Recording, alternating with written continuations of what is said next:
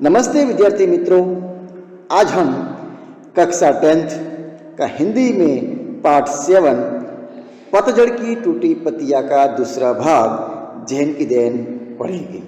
उसका जो पहला भाग है गिरनिक का सोना, वो इस साल बोर्ड की एग्जाम से निकाला गया है। तो जैन की देन क्या है वो देखते हैं, उसके बाद हम कवि परिचय लेंगे। तो जैन की देन यानी कि एक जापान की एक विशेष परंपरा है। जापान एक आधुनिक देश है, विकसित देश है, तो वहाँ के रहने वाले लोगों के पास समय की कमी है, समय नहीं है। तो इस पाठ के जो लेखक है रविंद्र केलेकर ने जापानी लोगों का जनजीवन के बारे में छोटा सा एक लेख प्रस्तुत किया है। तो उसमें आज देखते हैं कि जापान में कि लोगों के पास समय बहुत कम है, हर समय काम रहता है। तो भागम भाग भरी जीवन में एक चानोयू चाय पीने की विधि वो जापानी लोगों की देन है, और उस समय मुख्य है शांति। शांति को ध्यान में रखते हुए ही चाय पीना है, बहुत ही लंबे समय तक चाय पीते रहना है। हमें अपने वर्तमान और भूतकाल दोनों को भूल जाना है, भविष्यकाल और वर्तमान और भूतकाल है, तो उसमें से भूतकाल और भविष्यकाल दोनों को भूल जाना है। वर्तमान में जीना है, वर्तमान की जो क्षण है, वर्तमान का जो आनंद है, उसे हमें प्राप्त करना है। उसी आनंद को हमें समय में परिवर्तित करना है। तो इस तरह हम देखते हैं बात आगे। उससे पहले कवि के बारे में जान लेते हैं कि रविंद्र केलेकर 7 मार्च 1925 को कोंकणी क्षेत्र में, गोवा के आसपास क्षेत्रों में जन्मे। रविंद्र केलेकर का जन्म छात्र वहाँ हुआ, और जन्म होते ही छात्र जीवन से ही गोवा मुक्ति आंदोलन में शामिल हो गए। गोवा को मुक्त करने के लिए वहाँ जो आंदोलन चल रहा था उसमें वो शामिल हो गए। गांधीवादी विचारसरणी धरावनार चिंतक के रूप में विख्यात केलेकर ने अपने लेखन में जन जीवन के विषय, लोगों की बातें, यानी कि विविध पक्षों के आसपास में लोग जीवन बिता रहे हैं, तो वहाँ कैसा जीवन है, वो लोगों के साथ किस प्रकार घटना घट रही है, कौन सी समस्या से वो जूझ रहे हैं, संघर्ष कर रहे हैं, ऐसे विविध पक्षों, मान्यताओं और व्यक्तिगत विचारों को देश और समाज में परिप्रेक्ष्य समाज के सामने प्रस्तुत किया है। इनकी अनुभवजन्य टिप्पणी लेख अनुभव से भरी हुई और अपने जीवन की मौलिकता विचारसरणी के साथ ही मानवीय सत्य तक पहुंचने का सहज चेष्टा प्रयत्न किया है। कोंकणी और मराठी में दोनों भाषा में लिखा है। शीर्षस्थ लेखक और पत्रकार, लेखक भी रहे और पत्रकार भी रहे। रविंद्र केलेकर की कोंकणी में 25 और मराठी में 3, हिंदी और गुजराती में भी कुछ एक पुस्तकें प्रकाशित हुई है। बहुत सारी पुस्तकों से उसने लिखी है, तो इसमें 25 तो मराठी में है, और कोंकणी में 25, मराठी में 3 और हिंदी में गुजराती में थोड़ी पुस्तक लिखी है। तो केलेकर ने काका कालेकर की, ये भी हिंदी साहित्य के जो लेखक है, कि अनेक पुस्तकों का संपादन मतलब भाषांतर, रूपांतरण करना, एक भाषा से दूसरी भाषा में परिवर्तित करना, तो संपादन का और प्रकाशित करने का जो संपादक का काम होता है वो किया है। तो गोवा कला अकादमी वहाँ की साहित्य संस्था है, साहित्य पुरस्कार उसे उसकी ओर से साहित्य पुरस्कार प्राप्त हुआ, और उसके अलावा कई पुरस्कारों से सम्मानित केलेकर की प्रमुख कृतियां है कोंकणी में उज्ज व ढांचे सुर, समिधा, सांगली, ओथाबे मराठी में, कोंकणीचे राजकारण, जापान जैसा दिलसा, और हिंदी में पतझड़ की टूटियाँ। ये सभी उसकी लेख है, पुस्तकें है। अब हम जैन की देन यानी कि जापानियों की देन है, शांति वहाँ की प्रमुख बात है, तो वो पाठ पढ़ते हैं। जापान में मैंने अपने एक मित्र से पूछा, यानी लेखक भारत में है और जापान में उसका एक मित्र रहता है।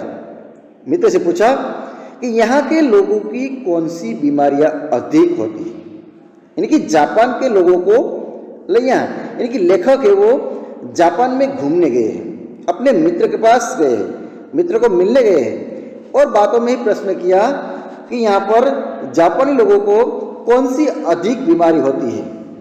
तब उसने बताया मित्र ने कि मानसिक बीमार, जापानी ज़्यादातर लोग मानसिक बीमार है। उन्होंने जवाब दिया यहाँ के 80% लोग मनोरुग्ण है, मानसिक बीमार है, मन से बीमार है, मनोरुग्ण।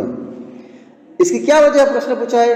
लेखक ने कहा इसका कारण क्या है, तो कहते हैं कि ज़्यादातर प्रगति करना, भारत देश जैसा नहीं है कि एक व्यक्ति कमाए और सारा घर खाए।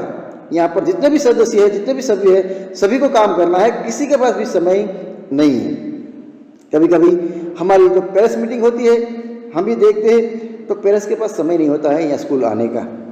मतलब खास मोरबी में ऐसे प्रगतिशील आधुनिकता की ओर बढ़ रहा है, तो मोरबी के रहवासी के पास भी समय बहुत कम है।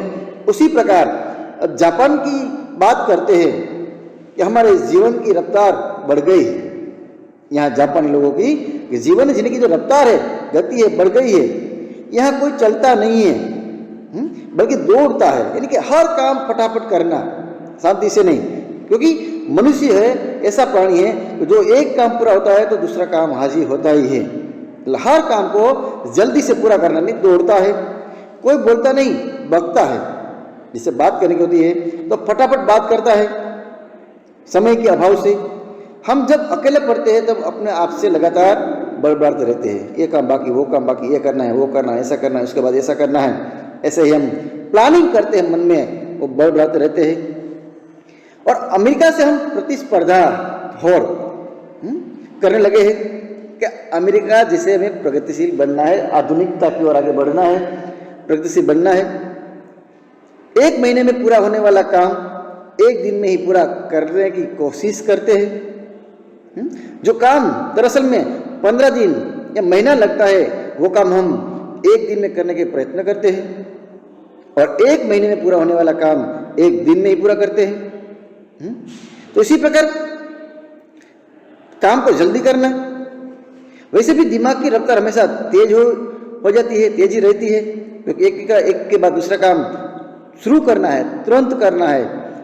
इसलिए दिमाग की जो गति है वो तेज हो जाती है और उसे स्पीड, यानी कि फटाफट करना है, जल्दी करना है, टाइम नहीं है हमारे पास। ये मन से हम स्पीड का इंजन लगाने पर वो 1000 गुना अधिक रफ्तार से दौड़ने लगता है। हमारा मन को हम कमांड देते थे, ये काम करना है, उसके बाद ये करना है, वो करना है। ऐसे स्पीड का गियर बदल देते हैं, मन को आदेश देते हैं। हमारा मन की गति है वो काम करने में, उसकी रफ्तार है बढ़ जाती है और मन यानी दिमाग काम में दौड़ने लगता है। फिर एक समय ऐसा आता है वक्त, कंटिन्यू काम काम काम, जब हमारा दिमाग का तनाव बढ़ जाता है, दिमाग तनाव थक जाता है, परेशानी होती है और पूरा इंजन फूट जाता है। जिस प्रकार कोई बाइक का एग्जाम्पल लो हम, बाइक का जो इंजन है उसको कब तक चलाएंगे, स्पीड में चलाएंगे तो इंजन गर्म होगा, फिर भी चलाएंगे तो इंजन टूटने का खतरा रहता है। ऐसे ही हमने भी अपने दिमाग को ज़्यादा काम दे दिया है, काम दे दिया है, कभी आराम नहीं, तब दिमाग भी हमें जवाब देता है। और उसी की वजह से कहीं हम समाज में हमें देखने को मिलता है कि पागल हो जाते हैं। तो यही कारण है कि जिसके मानसिक रोग यहाँ बढ़ जाता है। तो मानसिक रोग बढ़ने का कारण यह है कि ज़्यादा हम मन को काम देते हैं, तनाव देते हैं, संघर्ष करते हैं और उसी वजह से इंजन फट जाता है, यानी कि हम अपना मानसिक संतुलन बिगाड़ देते हैं। उसके बाद अब शाम को एक घटना है कि जो जापान की मुख्य देन है चानो यू, कि जापान को मुझे एक टी सेरेमनी कि चाय की दुकान पर ले गई। चाय पीने की एक विधि है, वहाँ पर एक तरीका है, हमारे भारत देश की तरह नहीं चाय पिया और भाग गए। जापान में उसे चानो यू कहते हैं, टी सेरेमनी है उसको जापान में चानो यू कहते हैं। वो विशेष प्रकार की चाय पीने की विधि है, वहाँ तरीका है। वो एक 6 मंजिली इमारत, 6 माळनी बिल्डिंग, जिसकी छत पर दबती की दीवारों वाली पस्ती, पर्णकुटी कागज से बनी हुई, और तातामी नीचे चटाई कच्ची की जमीन वाली एक सुंदर पर्णकुटी थी। पर्णकुटी पत्तों से बनाई हुई कुटिया, झोपड़ी के यहाँ पे खेतों में बनाते हैं। बाहर बेढब से एक बेढब जिसका आकार ठीक ना हो, अच्छा भी ना लगे, तो बेढब से एक मिट्टी का बर्तन घड़ा बर्तन था, उसमें पानी भरा हुआ था। मिट्टी के बर्तन में पानी भरा हुआ था। तो मतलब लेखक और उसके मित्र वो कि चाय पीने की विधि है वहां पर गए और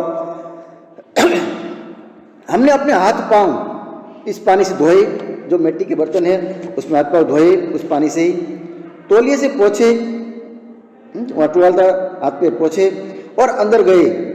अंदर चाजीन बैठा था, जिसे वेटर हम कहते हैं, और हमें देखकर वो प्रणाम किया, खड़ा हुआ, कमर झुकाकर उसने हमें प्रणाम किया।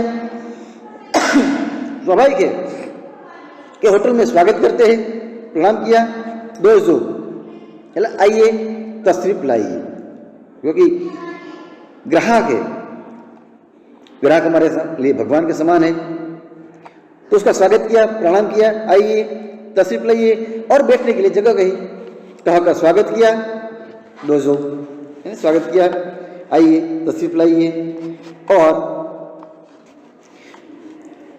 बैठने की जगह हमें दिखाई, आप यहाँ पर बैठ जाइए।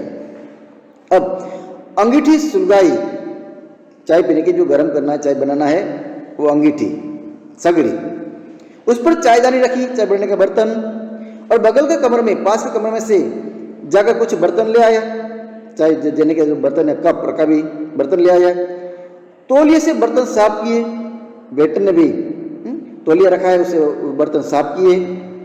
तो सभी क्रियाएं, बाजू के कमरे में जाना, बर्तन लाना है, कप का भी जो भी साफ करना है, ये सभी क्रियाएं, वेटर की क्रियाएं इतनी गरिमापूर्ण ढंग से, गौरवपूर्ण ढंग तरीका से की कि उसके हर भंगिमा, हर क्रियाएं से लगता था मानो कि जय जयवंती के सूर, यानी कि एकदम शांति।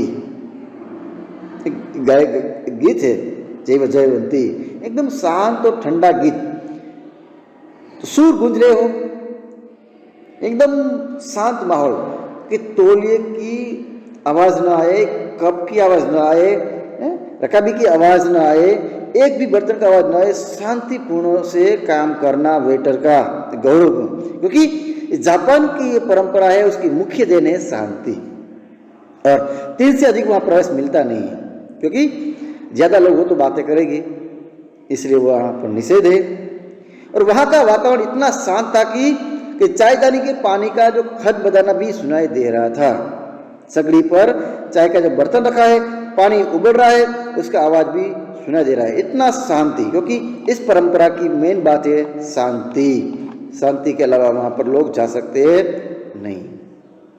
अब चाय तैयार हुई, उसने वो प्यालों में भरी, फिर वे प्याले हमारे सामने रख दिए। चाय का प्याला है वो लेखक और उसके मित्र के सामने रख दिया। वहां 3 मित्र ही थे, मतलब कि इस विधि में 3 से अधिक व्यक्ति जा सकते नहीं है। अब उसी टी सेरेमनी में 3 व्यक्ति थे, और इस विधि में शांति मुख्य बात होती है। अगर वहां चाय पीने जाना है तो शांत बनाए रहना है, शांत वातावरण बनाए रखना है, बातें करना नहीं। इसलिए वहां 3 से अधिक आदमियों को प्रवेश नहीं दिया जाता। सिर्फ 3 व्यक्ति ही प्रवेश कर सकते हैं चाय की विधि में, चानोयु में। प्याला में 2 घूंट से अधिक चाय नहीं थी। चाय तो पीते इतनी ही चाय होती है, ज़्यादा चाय नहीं थी। हम होठों से प्याला लगाकर चाय पीने का प्रयत्न करते हैं, एक बूंद चाय पीते हैं, क्योंकि वहाँ की चाय पीने की विधि है, जो चाय दिया है उसी चाय से आपको 1-1.5 घंटा चाय पीते रहना है। पहले थोड़ा थोड़ा पीना पड़ेगा, बाहर की तरह नहीं है 2 घूंटों में चाय पी गए, पका भी रख कर चले गए। तो 1-1 बूंद चाय पीते रहे। करीब अंदाजित 1.5 घंटे तक चुस्किया का ये सिलसिला चलता रहा। चुस्किया चाय पीता रहना, चुस्किया लेना। करीब 1-1.5 घंटा चाय पीना, मतलब चाय तो एक बहाना है, पर वहाँ की जो रफ्तार है, गति है, समय नहीं है, उसी से छुटकारा पाने के एक शांत वातावरण में चाय पीने की विधि है। तो ये जापानियों से हमें ये देन मिली है कि कभी भी दिमाग को शांत कीजिए, वर्तमान में ले जाओ, भूतकाल और भविष्यकाल को त्याग दो, सिर्फ वर्तमान को सोचो। हमारे पास बहुत समय है। तो पहले 10-15 मिनट तो मैं उलझन में पड़ा, अरे ये कैसे है, भारत वाली वासी तो उलझन में पड़ जाएंगे, मुसीबत में पड़ जाएंगे, ये कैसे चाय पीना है। फिर देखा दिमाग की जो रफ्तार है, दिमाग को शांत कर दिया, दिमाग से वर्तमान और भूतकाल दोनों निकाल दिया। अब दिमाग की रफ्तार धीरे धीरे धीमी पड़ती जा रही थी, थोड़ी देर में बिल्कुल बंद भी हो गई। जो दिमाग चलने की गति एकदम रुक गई। जैसे बाइक चला रहे हैं, हम लीवर को एकदम स्लो कर देते, धीमा कर देते, फिर भी बाइक तो चलेगा ही। तो स्पीड से थोड़ा थोड़ा थोड़ा थोड़ा गति कम होती जाएगी और एक जगह पर आकर बाइक रुक जाएगा, बंद हो जाएगा। ऐसे ही दिमाग की जो गति है वो धीमी पड़ गई, थोड़ी देर में बिल्कुल बंद हो गई। मुझे लगा कि मानो मैं अनंत काल, विस्तृत काल, लंबा समय में जी रहा, क्योंकि पहले से लगा कि टाइम नहीं है, पर अभी वास्तविक रूप से चाय पीने बैठे हैं तो हमारे पास बहुत समय है। एक एक पल, एक एक सेकंड, एक एक मिनट अनंत काल जितना लंबा लग रहा है, विस्तृत समय हमारे पास है। यहां तक कि अब सन्नाटा भी मुझे सुनाई देने लगा, एकदम शांत वातावरण, एकदम सन्नाटा महसूस कर रहे हैं। तो सन्नाटा खामोशी ये अब सुनाई देने लगा है। मतलब समझा रहे कि अक्सर हम वर्तमान में जीते हैं, कभी हम भूतकाल में जीते हैं, कभी हम भविष्य काल में जीते हैं। या तो हम गुजरे हुए दिनों की याद करते हैं, या तो हम आने वाले दिनों को ऐसा करेंगे, लेकिन दोनों मिथ्या है। एक चला गया है, एक आया नहीं है, उसे सोचकर कोई फायदा नहीं होगा। तो अक्सर हम या तो गुजरे हुए दिनों की खट्टी मीठी यादों में उलझे रहते हैं, बात में फंसे रहते हैं, या तो भविष्य के रंगीन सपने देखते रहते हैं। तो दोनों मिथ्या है। हम या तो भूतकाल में रहते हैं या भविष्य काल में रहते हैं। असल में दोनों काल, दोनों समय मिथ्या है, क्योंकि एक चला गया है, मिथ्या है बेकार, और दूसरा आया नहीं है। दोनों बेकार है, सोचकर कोई फायदा नहीं होगा, क्योंकि एक चला गया है और एक अभी आया नहीं है। तो हमारे सामने जो वर्तमान क्षण है, अभी चल रहा है, वो समय है, वही सत्य है, और उसी में जो कार्य करना है वो करना चाहिए। सत्य को ध्यान में रखते हुए हमें आगे बढ़ना चाहिए, उसी में जीना चाहिए। तो चाय पीते पीते उस दिन मेरे दिमाग में भूत और भविष्य, भूतकाल और भविष्यकाल दोनों काल उड़ गए थे। केवल वर्तमान क्षण सामने था, और वो अनंत काल जितना विस्तृत था। कभी 1 घंटे दिमाग को आराम देकर बैठो, आपको समय बहुत बड़ा लगेगा, तो समय तो बहुत है हमारे पास, पर समय को हम गवा देते हैं ऐसे ही कि समय नहीं है, या तो बातें करते हैं, या तो भूतकाल के बारे में सोचते हैं, या तो भविष्य के बारे में सोचते हैं। समय को हम ऐसे ही त्याग देते हैं। वास्तविक समय हमारे सामने बहुत लंबा है, अनंत का है। तो जीना किसे कहते हैं, उस दिन मालूम हुआ हमें। हर दिन हम यही कहते हैं कि समय नहीं है, ये भागदौड़ भरी जिंदगी, भागदौड़ भरी जिंदगी से मुक्ति पाना है तो कभी दिमाग को शांत भी देना है। तो असल में उस दिन जीवन के बारे में हमें पता चला। तो जैन की देन ये परंपरा है, बड़ी देन है, हमें जापानियों से मिली हुई है, जापान से लोगों से मिली है। तो इसी परंपरा को हमें ध्यान में रखते हुए थोड़ा दिमाग को हमें आराम देना चाहिए। हाँ, जो भारत में ऐसी परंपरा नहीं है, ऐसा कोई टीचर में नहीं मिलेगा, लेकिन आप भी अपने घर पर इस प्रकार शांत वातावरण में दिमाग को आराम देकर बैठ सकते हैं। तो इसी प्रकार कवि ने बताया है, जीवन का एक वास्तविक मूल्य है कि दिमाग को हमें आराम भी देना चाहिए। तो इस प्रकार हमारा जो भागदौड़ से भरा हुआ जीवन है वो तो बीत जाएगा, पर दिमाग को कभी आराम नहीं देंगे तो हमारा दिमाग कभी फट सकता है। तो मित्रों, अभी उसकी जो पुस्तक के जो प्रश्न है, पाठ के जो प्रश्न है, उसमें पहले जैन की देन और गिन्नी का सोना दोनों के प्रश्न साथ में दिया गया है। तो हमें सेकंड चैप्टर है इसमें पतझड़ की टूटी पत्तियों का, उसमें सेकंड की जो प्रश्न है उसका ही हम सॉल्व करेंगे। आपको भी वही प्रश्न लिखना है जो जैन की देन की परंपरा के प्रश्न है वो। तो पहले 3 प्रश्न है वो उसमें है गिनी के सोने के है। 4th क्वेश्चन जो जापानियों वाला है, लेखक ने जापानियों के दिमाग में स्पीड का इंजन लगने का क्या है बात क्यों कही, यानी प्रगतिशील के बारे में है कि लेखक है कि जापानियों के दिमाग में स्पीड का इंजन लगाने की बात इसलिए कही है क्योंकि वे बहुत गति से प्रगति कर रहे हैं, अमेरिका से होड़ कर रहे हैं। वो एक दिन में महीने का काम पूरा कर देना है, इसी कारण से वे तनावग्रस्त हो गए हैं। दूसरा है कि जापानी में चाय पीने की विधि को क्या कहते हैं। टी सेरेमनी है, वो चाय पीने की चानो यू भी कहते हैं, टी सेरेमनी भी कहते हैं। तो जैन की परंपरा उसकी देन है। जापान में यहाँ चाय पिलाई जाती है, उस स्थान की क्या विशेषता है, तो शांति की बात है। जापान में जहाँ चाय पिलाई जाती है वो स्थान पर्णकुटी जैसा सुसज्जित, स्वच्छ, सुगम, साफ होता है और प्राकृतिक ढंग से पर्णकुटी है, पत्तों से बनी हुई है, ढंग से तरीके से उसे सजा गया रहता है। छोटे से स्थान में केवल 3 लोग बैठ सकते हैं, चाय पी सकते हैं, ये उसकी विशेषता है। शुद्ध आदर्श वाला प्रश्न है वो पहले का है। अब वेटर यानी चाजिन, उसका नाम वेटर का नाम है, वहाँ जापान में क्या कहते हैं, चाजिन ने कौन सी क्रियाएं गरिमापूर्ण ढंग से पूरी की। तो चाय के जो बर्तन साफ करना है ना वो सब, अतिथियों का स्वागत किया, अंगूठी सुलगाए, उस पर चादर रखना, चाय के बर्तन लाना, उन्हें तौलिए से साफ करना आदि क्रियाएं गरिमापूर्ण ढंग से पूर्ण की। तो टी सेरेमनी में कितने आदमियों को प्रवेश दिया जाता था और क्यों, क्योंकि मेन बात है शांति और 3 व्यक्ति को प्रवेश। तो टी सेरेमनी में केवल 3 आदमियों को प्रवेश दिया जाता है और इस सेरेमनी में मुख्य बात है क्योंकि तो शांति का बहुत महत्व होता है, इसलिए अधिक लोगों को वहाँ प्रवेश करना मना है। तो चाय पीने के बाद लेखक ने स्वयं में क्या परिवर्तन महसूस किया। तो चाय पीने के बाद लेखक ने जो अनुभव किया है कि मानो उसके दिमाग की गति मंद पड़ गई, बिल्कुल बंद हो गई हो। तो धीरे धीरे वह दिमाग चलना बंद हो गया है, दिमाग एकदम शांत किया, आराम दिया, तब उसे सन्नाटा भी सुनाई देने लगा। वर्तमान काल अनंत काल जैसा विस्तृत लंबा प्रतीत होने लगा कि हमारे पास वर्तमान समय है बहुत ही लंबा है।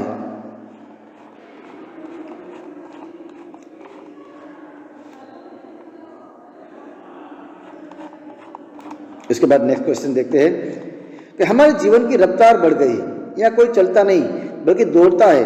पंक्ति है, समझाना है, कोई बोलता नहीं बकता है। हम जब अकेले पढ़ते हैं तब अपने आप से लगातार बड़बड़ाते रहते हैं। तो जापानी लोग के जीवन की गति बहुत तेज हो गई है। वे सामान्य ढंग से गरिमापूर्वक चलने की बजाय बेतहाशा भागते हैं ताकि अधिक से अधिक काम कर सके। वे स्वाभाविक रूप से बोलने की बजाय आवेश में आकर बकते हैं। उनके पास स्वाभाविक रूप से बोलने का समय नहीं होता है। वे लोग अकेले में ही शांत नहीं होते। उनके जीवन के तनाव, निराशाएं और कुंठाएं उन्हें हिला कर रख देती है, अतः वे एकांत में ही बड़बड़ते रहते हैं। आशा है कि उसका जीवन पूरा भरपूर तनावग्रस्त हो जाता है। उसके बाद वेटर की बात आती है कि सभी क्रिया इतनी गरिमापूर्ण ढंग से की कि उनकी हर भंगिमा से लगता था कि मानो जय जयवंती से सूर गूंज उठे हो। तो टी सेरेमनी में जो चाजिन वेटर ने लेखक और उसके मित्र का स्वागत किया, वही रिपीट है।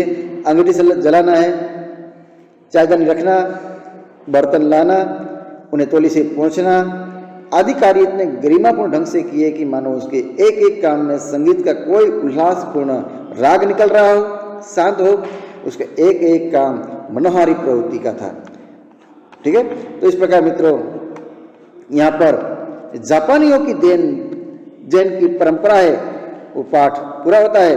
और आपको भी इसके सभी क्वेश्चन है वो फेसबुक में लिख लेना है। जो एक लेसन छूटा हुआ था वो आप पूरा कर देते हैं। जैन की देन वो आपको करना है। गिन्नी का सोना है वो कट हो गया है, तो उसमें जैन की परंपरा की देन यानी कि जापानी लोगों की देन है। जो विकसित देश है उसे जीवन में कभी शांत वातावरण नहीं मिलता है, तो उन लोगों ने शांति पाने का एक अच्छा तरीका ढूंढ लिया है। तो ऐसे कभी हमें भी अपने दिमाग को आराम देना चाहिए, ताकि कभी कभी तनावग्रस्त हमारा दिमाग हो जाता है तो हमारा मन दिमाग योग्य समय पर काम आता नहीं है। अस्तु, यहाँ पर ये चैप्टर पूरा करता हूँ।